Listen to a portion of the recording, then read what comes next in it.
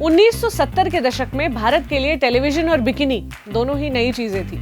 एक और नई चीज थी जो मार्केट से लेकर भारतीय कंज्यूमर तक को हमेशा के लिए बदलने वाली थी। भारतीयों के लिए हर रोज नहाने के मायने बदलने वाले थे।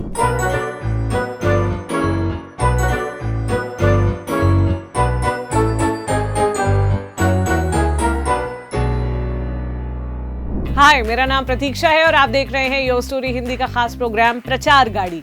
इस शो के आने वाले एपिसोड्स में मैं आपको कहानी सुनाने वाली हूं इंडिया में बने कुछ ऐसे एड्स की जिन्होंने न सिर्फ विज्ञापनों की दुनिया को बल्कि सामान को बेचे और खरीदे जाने के पैटर्न को ही बदल दिया। सामान बेचना एक बात होती है और किसी प्रोडक्ट को लोगों के जहन में इस तरह बैठा देना कि वो उससे एक पर्सनल जुड़ाव महसूस करने लगे, एक अलग बात होती है। आज मैं आपको कहानी सुना रही हूँ लिरिल सोप की, इंडिया का पहला नींबू की खुशबू वाला साबुन जिसने लोगों को ये बताया कि नहाने का मतलब केवल खुद को साफ सुथरा रखना नहीं होता।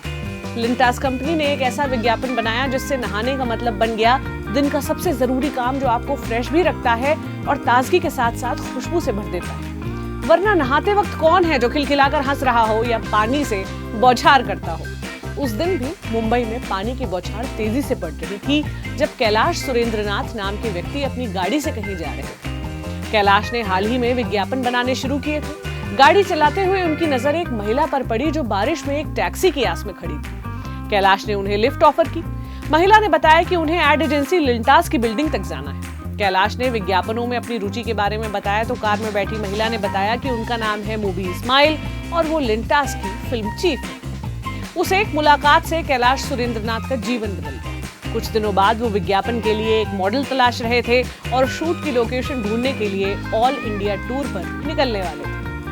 जहां एक और कैलाश मुंबई की जुहू बीच पर बिकिनी मॉडल्स के साथ स्क्रीन टेस्ट कर रहे थे, वहीं दूसरी ओर लिंटास के दफ्तर में हाथ की चित्रकारी से साबुन और उस पर करीने से बूंदें डिजाइन की जा रही थी। ये वो दौर था जब मोशन ग्राफिक्स तो दूर, कंप्यूटर ही नहीं हुआ करते थे। खैर, कैलाश सुरेंद्रनाथ इधर शहर शहर घूमने के बाद कोडईकनाल के टाइगर फॉल्स को शूट की लोकेशन के तौर पर फाइनल कर चुके थे। कोडईकनाल की अलग मुश्किलें थी। शूट दिसंबर जनवरी में होना था और उन दिनों एक दिन में केवल 3-4 घंटे ही सूरज निकल रहा था। इधर मुंबई में कैलाश सुरेंद्रनाथ की मुलाकात 18 साल की कैरन लुनेल से हो चुकी थी। कैरन ने इसके पहले बिकिनी में एक विज्ञापन शूट किया हुआ था और उनका स्क्रीन टेस्ट शानदार था।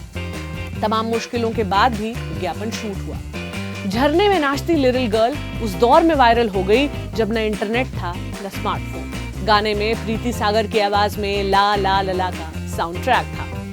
कैरन लुनेल ने एक बातचीत में इकोनॉमिक टाइम्स को बताया था कि शूट 8 साल तक चला, अलग अलग लोकेशंस पर। टाइगर फॉल्स में इतनी ठंड थी कि टीम और लुनेल को ब्रांडी के शॉट्स लेने पड़ते। स्टिल्स और क्लोजअप शॉट खंडाला में लिए गए और साबुन से नहाने वाले शॉट सुरेंद्रनाथ के घर के शावर में लिए गए। एडिटिंग में इस्तेमाल होने वाले इफेक्ट इंडिया के स्टूडियोज में उपलब्ध ही नहीं थे, इसलिए फाइनल एडिटिंग के लिए यूएस जाना पड़ा।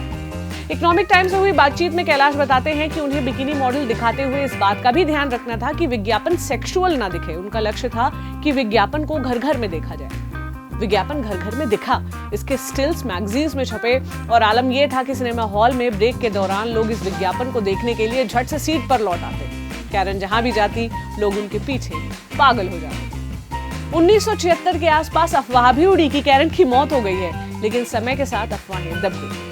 समय के साथ कैरन ने भी मॉडलिंग से रिटायरमेंट लिया और न्यूजीलैंड में बस गई। लिरिल के एड में धीरे धीरे और मॉडल्स आईं। प्रीति जिंटा और दीपिका पादुकोण को भी इसमें देखा गया। आज भी हिंदुस्तान यूनिलीवर लिरिल साबुन और बॉडी वॉश बना रहा है और तमाम साबुनों के बीच आज भी इसे एडवर्टाइजिंग की दुनिया में क्रांति लाने वाले प्रोडक्ट की तरह देखा जाता है। कैसा लगा आपको ये वीडियो, मुझे कमेंट सेक्शन में जरूर बताएं। मेरा नाम प्रतीक्षा है, कैमरे के पीछे मनोज है। अगले हफ्ते फिर मिलेंगे एक पुराने ऐड की नई कहानी के साथ। अपना ख्याल रखें। शुक्रिया।